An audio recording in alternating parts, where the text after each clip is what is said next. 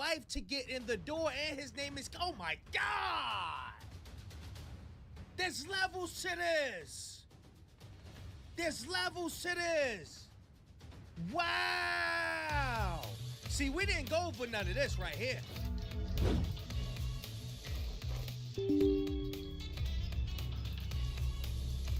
All over the internet, people are wondering, what the hell is going on with Key and Peele?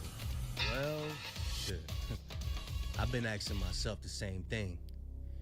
And by the end of this video, you're gonna have a full, detailed description on what's going on with Key and Peele. And the allegations getting worse and worse by the day. And it's gonna shock you. But before we get into that, y'all make sure y'all like, subscribe, and hype this video. Check this out, y'all. Fans were shocked when Key and Peele abruptly announced that they would be ending their iconic sketch comedy show in 2015. At the time, everyone assumed the duo was simply ready to move on to bigger opportunities, and that was true for one of them. Jordan Peele's Hollywood career skyrocketed, becoming one of the most respected filmmakers in the industry. Keegan-Michael Key, on the other hand, has been jobbing for commercials and insignificant roles in films, which is shocking because Key was always considered the more popular of the two and expected to be more successful in the long run. But recently, a comedian who worked closely with Keegan revealed something that completely changed the way fans looked at Key and Peele's relationship. It baffled me because, you know, some people have no idea that this is the Jordan Peele that's been producing these movies like Us and Get Out. Yeah, this is the same guy. Some people really don't know that. That's crazy.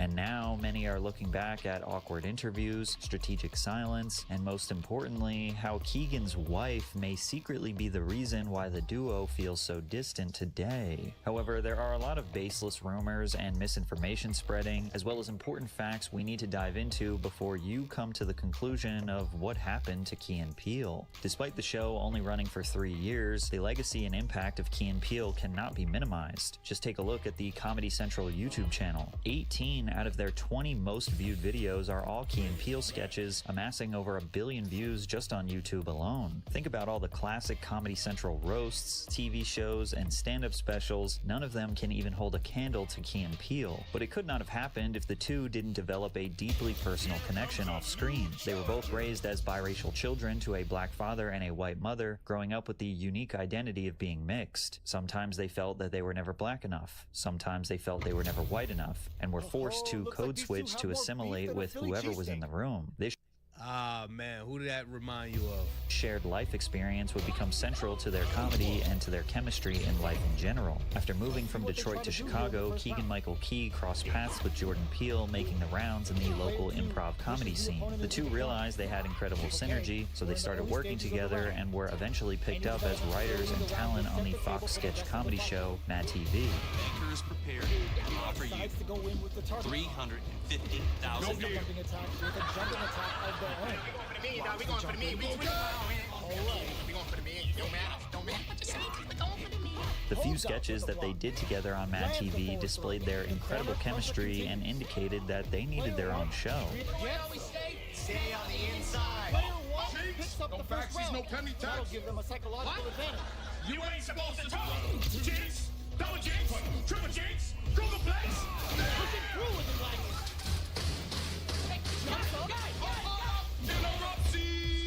Grabbing it out on the floor. Hands up, Jinx, jinx, go away. Come on, get another day. The low heavy is denied. The gladius throws them away. That being able to tell jokes and that entertainment, I think they got that from their father's side. I'm gonna just keep it real. Only their time on Mad TV was short-lived until the entire program was canceled in 2009. Afterwards, Key landed a supporting role in the short-lived sitcom Gary Unmarried, which was canceled in 2010. Meanwhile, Jordan's pilot for a comedy show titled The Station had been shut down by Fox executives, leaving both of them without work. That's when their shared talent manager suggested that the two get together and try to launch their own project. So my sitcom got canceled and his pilot for Fox didn't go. And our manager said, Would you guys be interested in doing something together? Because I've got a situation I think I can leverage. The result of this was them creating their own sketch comedy show called Key and Peele, which was picked up by Comedy Central and slated for a 2012 release. Their series debut came right after the season 4 premiere of Tosh.0, setting the comedy duo up for the biggest opportunity of their careers. And to say they capitalized on it would be an understatement. Two of their most iconic sketches were in the very first episode, starting with a classic where the two attempt to say a forbidden word in regards to their wives, which by the end of this video you'll see how incredibly ironic it is that this was the very first Key and Peele sketch. I looked this woman in the eye and said, you told me 6:45. You said that. Yeah, I said. In the same episode, their next bit was Jordan acting as President Obama giving a speech to the country, and Key acting as his anger translator, turning his respectful Bro, this the one I read. Oh my Lord. He had it down pat. words into aggressive commands. I just want to say to my critics, I hear your voices. So maybe if we can chill the hell out for like a second, then maybe I can focus on some shit, you know? The show was an instant hit. Over 2 million viewers tuned in for the debut episode, and future episodes would continue to pull in millions of viewers. Every season they put out a new sketch that would become a cultural staple, like the East-West College Bowl, where they poke fun at ridiculous names of college athletes. Kingle McCringleberry, Penn State University. McCarpetron, Maryland. Florida Atlantic University. Ridiculous more gloom. University of South Florida. Speaking of names, we have to mention the substitute teacher bit, where Key cannot pronounce extremely common American names. So why didn't you say it the first time I said A-A-Ron?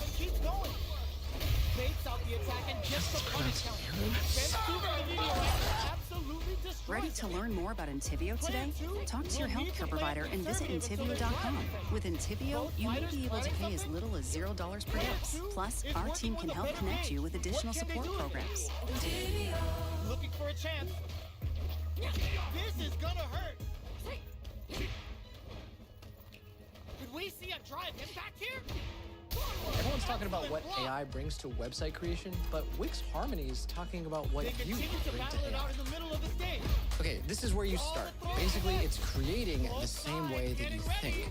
I type in, I need a site for my surf brand. It should feel adventurous and exciting. There's the super. And now I'm looking at the business that I just described. A jump in? It's all there. Pages, design, layout. Will this super art do anything? But it doesn't stop there. Now I can continue vibe coding, just now with a web design expert right beside me. Meet Aria. She's not just another AI tool. She's your partner and your designer and your guide.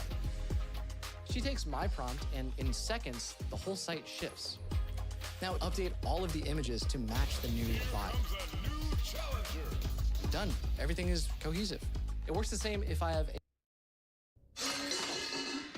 You done messed up, A.A.Ron! People still call me Aaron to this day. They had a way of making relatable humor refreshingly absurd, but I personally liked when they would lean into their ridiculousness a little more. My favorite sketch of theirs is Prepared for Terry's, where the two act as borderline schizophrenics who are trying to convince the passenger next to them that they will protect the entire plane if a terrorist tries to take over. That skit and how Jordan Peele was dressed up reminded me of a David Allen Greer show. David Allen Greer from In Living Color had his own show, and it was similar to like the Dave Chappelle, the Key and Peele, but this was before Key and Peele. He was dressed up like this. I can't find it. I don't know who they writers were, but I believe they may share some writers. But I couldn't find it. But I want to give a shout out to David Allen Greer, one of the original OGs. Y'all put it in the comment section if y'all know who this man is. You gonna have to be ready to kidnap a Terry. You gonna have to be ready to charge him.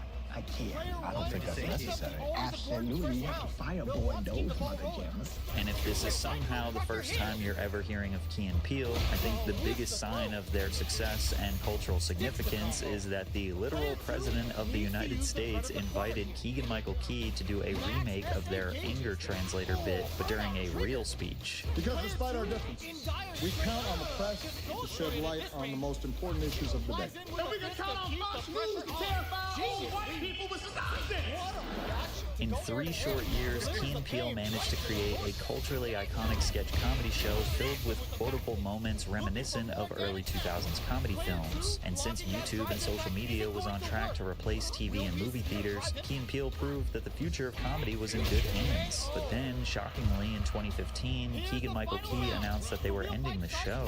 This Bruh, it was a skit. I don't know if it was Dave Chappelle or them, but I believe it was GTA.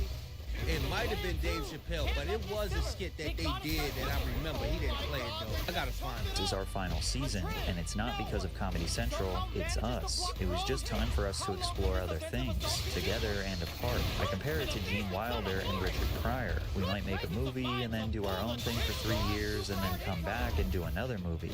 Fans were initially disappointed, but in a way, the show lived on much longer than 3 years due to its success on YouTube. Over the years, fans would be scrolling YouTube and randomly see a Key and Peele sketch get recommended to them. It could be one they've seen a dozen times or one they didn't even recognize, but if they click, they can get a guaranteed laugh. They definitely got replay value. Them, Dave Chappelle, listen man, I still look at In Living Color and Martin sometimes. I'm telling you, bro, this stuff is like, it's timeless. It don't really go nowhere, bro. Plus, in 2016, the duo released their action comedy film, Keanu, seemingly indicated that their future Hollywood careers would be them working side by side. The duo served as both the writers and leading actors for the film, which gave the movie a sense of familiarity for fans of the show. Now, the film was met with a lukewarm response from critics, and it only grossed $20 million in the box office, considering the film's $15 million budget, plus the millions of dollars spent on advertising. The movie significantly underperformed. With that being said, the movie wasn't bad, it was just the first step in a new chapter for the comedy duo. But then, Jordan Peele shocked the world with the announcement of Bro, when somebody's used to something, they're used to one thing, you're playing like a sketchy, real sketchy game when you gotta take that audience and introduce them to something else. To the Hollywood, but nah, they used to that raw talent. That's what they want to see. He took a gamble on himself with this, but he wasn't in the movie. I believe this is something that was born while he was doing the Key and Peele sketches. This is something that he wanted to do all along. And that was probably just a stepping stone for him. You know what I mean? And this is probably why they said Key was the funnier one or more hyper one, because Jordan Peele probably was sitting there, his mind probably really wasn't in it for him. He probably was thinking about Get Out. his directorial debut psychological horror film, Get Out. The movie followed a young black man named Chris visiting the wealthy white family of his girlfriend, who didn't know that he was black. The family initially appeared to be progressive and accepting towards the boyfriend, but it was awkward, like they were so eager to express their appreciation for black culture. The family's hired staff to help with their house duties are all black and behave strangely. All of their white friends are overly interested in Chris, seemingly obsessing over his black identity.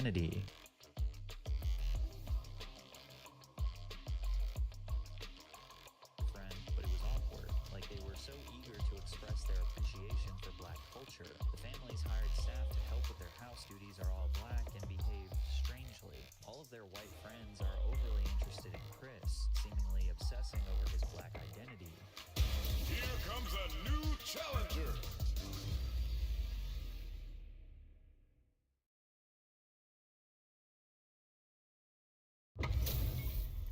They're all fired up. We're almost underway. You solve problems before downtime hits. So when you need V-Belt to more for your production, Black identity. Later, Chris finds out that his girlfriend had been dating black people all of her life, but luring them to her family's estate where they would be hypnotized, psychologically manipulated, and then sold for a sinister procedure. The family would surgically remove the black person's brain and replace them with the consciousness of the aging white clients who wanted to continue living through the younger black bodies. The scariest part is that the victims themselves wouldn't fully die either. Their consciousness would remain trapped deep inside their own minds in what the film calls the sunken place, forced to helplessly watch someone else control their body forever. Jordan was one of the trailblazers in weaving social commentary in a genre film in the 2010s. So this goes to show you he really hands-on in that directed movies and all that. Sidebar, did y'all see the Desi Banks Get In? skit. Player 2 takes the round like a thief in the night. What else can they get away with? So Desi Banks he just did a little short 10-minute, short film of Get In. But it's a white girl. Everything is reversed, bro. This joint is funny. If I can remember, I'm gonna leave a link in the description. But yeah, it's him.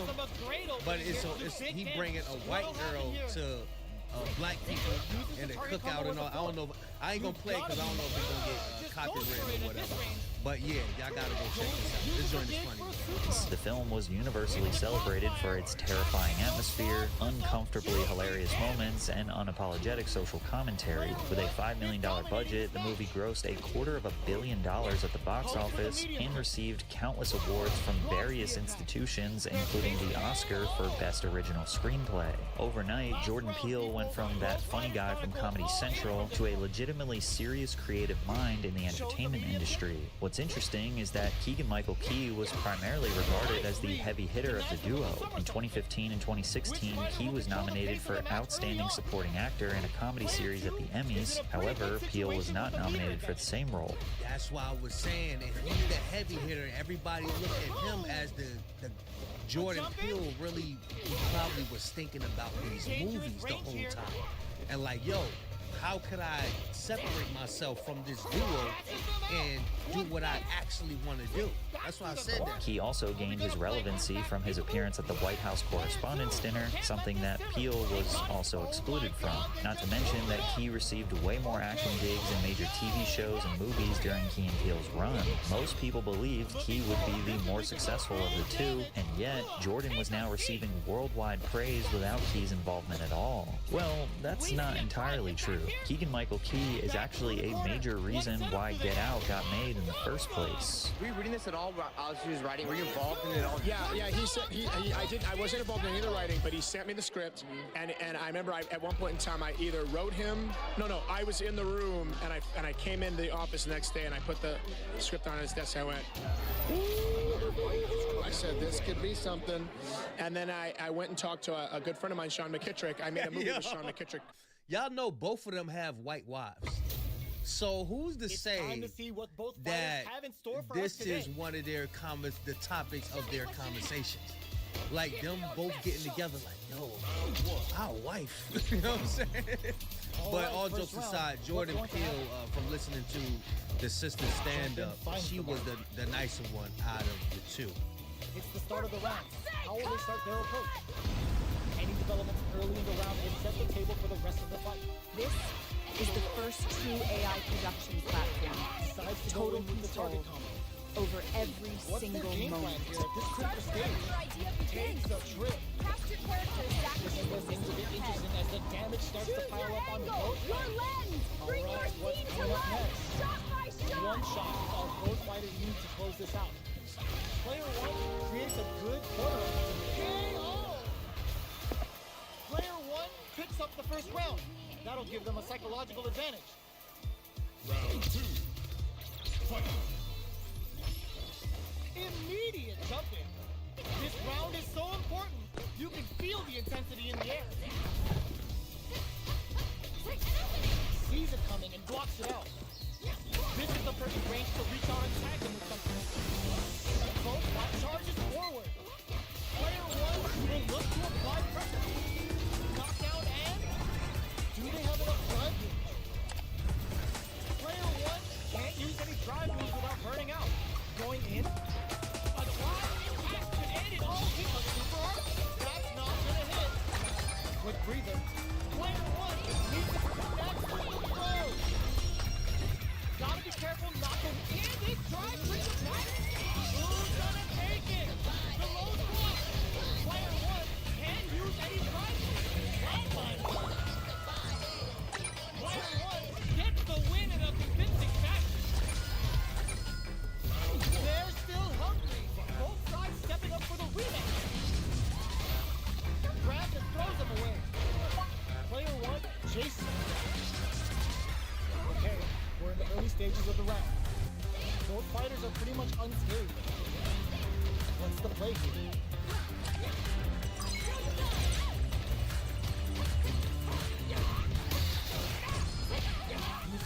combo to take a chunk of damage off the opponent. Good job blocking the jumping. They're showing us just how patient they can be. Holds out with the block. Intercepts. Slick anti-air finish. Player 2 picked up the always important first round. They'll want to keep the ball rolling. Nails the anti-air. Combo with the target combo. They hit each other. Barely blocks the jump in. In return, getting that extra juice in with Kagero no Mai. From QC Entertainment who made it, they said, you guys should really read Jordan's scripts. And then now here we are. And like Sean came to me up to me at a party and he hugged me. And I'm like, why are you hugging me? He's like, you brought the script to me. And I was like, look, but it was amazing. I could bring a million scripts to you, but if it wasn't that amazing, who would have made it? It's such a fresh story. And as if things couldn't get any better for Jordan, he followed up with a producer role on the 2018 film Black Klansman, which also received 6 Academy Award nominations. And in 2019, Jordan continued his reign of dominance as a director with the release of Us, a psychological horror film following a family on vacation that gets terrorized by another family that looks exactly like them. Once again, critics and fans loved it. The film grossed over $250 million worldwide against a budget of only around $20 million, proving Get Out wasn't some lucky one-time success. In just a few years, Jordan Peele had fully transcended comedy and established himself as one of the most commercially successful and critically respected directors in Hollywood. And with every massive success, the gap between him and Keegan-Michael Key only seemed to grow wider. Key stayed consistently busy between 2016 and 2020, stacking dozens of television appearances, voice acting roles, commercials, guest spots, and support. Bro, I love movies that have depth. Like, you're able to pick apart certain things, like, oh, this is why he did this, this is why he did that. All his movies seem to have a lot of that, like rabbit holes. I love that. Supporting performances across sitcoms, animated shows, and streaming series, shows like Modern Family, The Simpsons, Archer, Friends from College, and Green Eggs and Ham. Instead of evolving into a singular creative force with a clear artistic identity, Key slowly started feeling more like a talented utility player in Hollywood. He was everywhere, but never the main character. And after Jordan's third directorial release, Nope, in 2022, which was yet another resounding success loved by fans and critics, you could argue that Jordan Peele has completely eclipsed his role in Key and Peele, with his efforts as a horror writer and director becoming the focal point of his legacy. The same cannot be said for Key, as many still remember him primarily as the guy from Key and Peele. I think it's interesting that Key is doing commercials that show up on Hulu, and Peele is one of the driving forces of cinema. I kinda hate comparing them because Key is also incredibly talented, but Peele is truly on another level. And what he did is he boxed himself in. That's why I always preach, bro, think outside the box. Don't let society or nobody box you in, because this will be your personality for the rest of your life. You don't want to be 80 years old doing these little sketches and shit. They telling you to do certain things. Nah, bro, you got to think outside the box. You got to gamble on yourself. Even throughout life, beyond acting, you must gamble on yourself. Take a gamble on yourself. While they may have grown apart in the public eye, very few question the legitimacy of their friendship behind the scenes. And that's because they did things like joining forces in a Netflix animated film called Wendell and Wild, where Jordan and Keegan serve as voice actors for 2 of the primary characters. And although the animation was captivating, many fans felt disappointed in the story. The duo also teamed up in Toy Story 4 to play side characters Ducky and Bunny. People had assumed that because they did these collaborations that everything was all good between them. But Key would speak on this directly during an interview in 2024. We don't see each other that often anymore, which is, to me, a tragedy. He went on to explain in a separate interview that them living far apart from each other played a major factor in their estrangement. Whenever we have an opportunity to see each other, we do. Whenever we have an opportunity, I certainly enjoy spending time with him. So when my travels take me to Los Angeles, he's usually one of the first calls that I make. I land and I go, hey buddy, we're in town. And often we get to have dinner. Our relationship is like a good friend's relationship, where you pick up where you left off, where the little things that you shared in the past, you just go right back into into it again. I look forward to seeing him in 2025. What's interesting is that Jordan Peele gets interviewed way more than Keegan because he's way more active and front-facing in Hollywood, and yet he has said literally nothing about his former comedy partner, which creates the appearance that... Bro, when the Hollywood directors and all the higher-ups in Hollywood was like seeming like they was counting him out, I know that gave him all the motivation he needed. Oh, y'all don't notice me. Okay, all right. Wait till I write these scripts and come out with these movies. We gonna see something there. Jordan Peele has moved on, while Key continues to live in the past. Like when Key was asked about a Key and Peele reunion, and he said, "Right now we're expressing ourselves that way, and I think we'll find ourselves back together. I do not have a timeline for that, but I would jump at the chance to work with him again in any capacity." Fans had no reason to believe that there was any bad blood between them. Maybe they had simply grown apart naturally over time, but that assumption started falling apart after a comedian who worked closely with Keegan publicly shared a story that completely changed the way people looked at Key and Peele's relationship. In April of 2026, comedian Akilah Hughes shared her experience working with Keegan-Michael Key using the not-so-subtle code names of Lock and Banana. He is, and I don't think this is too shady, I think it's true, the less successful half of a comedy duo that was prolific in the 2010s. Perhaps, you know, I think their code names could be Lock and Banana. She also tweeted, "If you ever wondered why K and PL don't work together anymore, watch the next video in this thread." So there is absolutely no confusion in regards to who this story is about. Akilah got connected with Keegan-Michael Key while developing her own sketch comedy show, not necessarily for his creative input, but because she needed an established celebrity attached as an executive producer to help make the project more attractive to networks and studio executives, which is very common in the industry. But with Keegan came his wife, Elle Key, who supposedly wiggled her way to an executive producer role for the show. My agent at the time calls me, and she goes, "How is pitching going? How do people feel about Lock?" And I'm like, "Oh my God, they love him. Everybody loves Lock." And she's like, "That's great, that's great. How do they feel about his wife?" When you're locked in, you're locked in. This is where we getting somewhere. So they want to know what's going on with his wife. Everybody know about his wife. That's why they ask her. That's why they ask her about it. Everybody know about it. She burns bridges. She not right. She's ready to sue. The blink of an eye. Don't want to get jumped on a Get away from this nigga. or you're gonna eat tons of She damage. got it. She gotta have him under some type of spell. Mustard. Great. The new GoDaddy Arrow has AI marketing tools to help small businesses easily reach thousands of customers. It writes sweet social ads and email marketing. It even analyzes the results to boost business. I better start up in my game with some sweet new moves.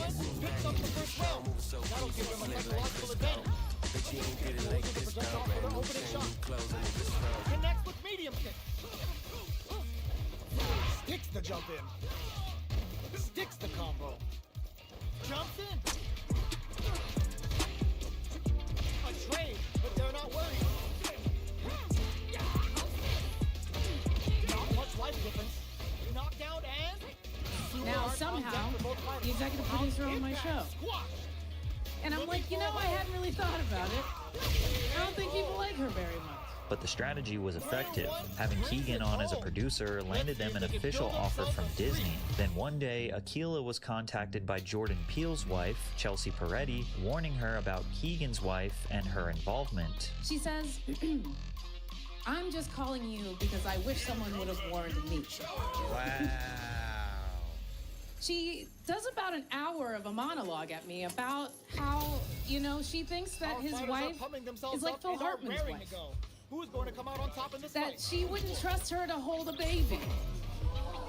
Hopefully he'll break down who is Phil Hartman and his wife, and that's it. If he don't, I'll spin it back around and let y'all know. That she once poured alcohol on her birthday cake, and this person is sober. What's the play here? And she says there's no accounting for how much money she's cost that black man. Despite the warning, Akilah continued working with them. After all, she had quit her job and moved to LA to chase this dream, but it proved to be a mistake. Apparently, Elle, who, remember, was not ever asked to be a part of this show, continued to insert her unwanted opinions in the writer's room. Her notes are... So she was trying to take control over shit, but she had an agenda. We're gonna see what this agenda was. Why was Michael Key's wife trying to insert herself into this whole situation that this young lady, this Akilah lady, and Key had going on? Why was she trying to get into that? She had something on her mind, bro. I'm telling you, bro, people are evil. They're evil. Comedy happens in threes. The letter K is funny. And finally, give the audience some clue. Now, how do you implement these notes? None of the writers thought her ideas were good or funny, so they were ignored, to which Elle responded by threatening to sue the network. Akilah doesn't add much context here, but she is trying to make the accusation that Elle... Look at her, bro. Look at her. Look at her. Don't nobody think she's funny. She trying to put her little spin to it. Her little jokes and stuff. Now, I believe she played in a couple movies way back in the day, but no, your ideas is whack. Get them up out of here. Was just trying to ruin the project since it wasn't going her way. As a result, the show was stalled and eventually was canceled altogether.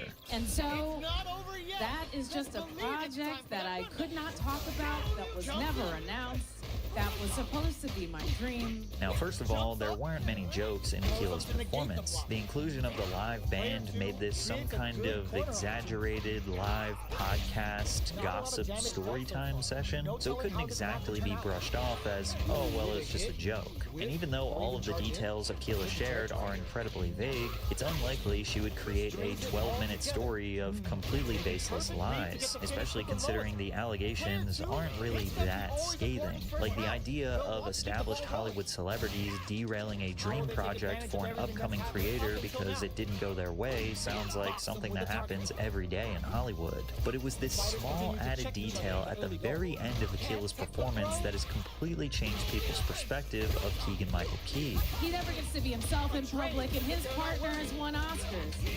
And everyone knows that his wife has ruined his career. It is diminishing returns. He's doing insurance commercials. After she said that, sensationalized headlines emerged from Akilah's performance. Akilah Hughes says she knows exactly why Key and Peele don't work together anymore.